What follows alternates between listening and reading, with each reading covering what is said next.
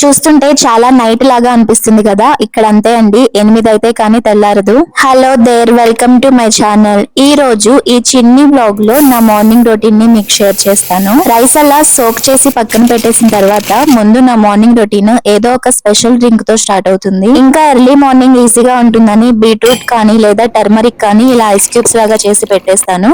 So that మనం ఈజీగా water కలుపుకొని హ్యాపీగా తాగేయచ్చు. నాకైతే ఈ టర్మరిక్ వాటర్ కోల్డ్ కానీ ఫీవర్ కానీ రాకుండా హెల్ప్ చేస్తుందేమో అనిపిస్తుంది. మీరు ట్రై చేయండి. ఇంకా నైట్ అంతా బయట పెట్టిన ఈ దోశ బ్యాటర్ ని ఒకసారి కలిపేసి ఫ్రిడ్జ్ లో పెట్టేసాము. మేము దోశ ఇడ్లీ లాంటివి డిన్నర్ కోసమే తింటాము. అలా మా షబ్బీర్ గారి లంచ్ బాక్స్ కోసము గోంగూర పప్పు ఇంకా రైస్ అయితే రెడీ అయిపోయింది. ఇంకా ఇక్కడ మెంతి ఆకుతో పాటు కొంచెం ఆనియన్ కలిపి పకోడీ చేస్తున్నాను.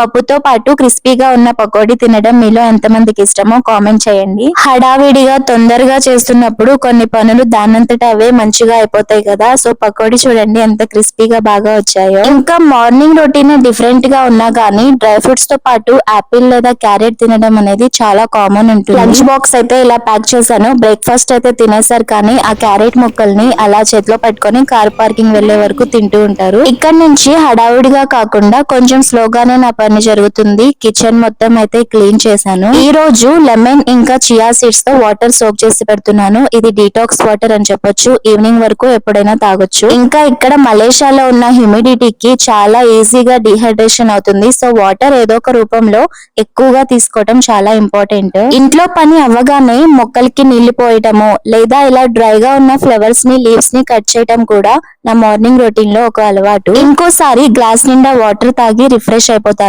ఈ వ్లాగ్ మీకు బోరింగ్ గా అనిపించలేదు కదా. ఉంటా మరి. See you then. Bye bye.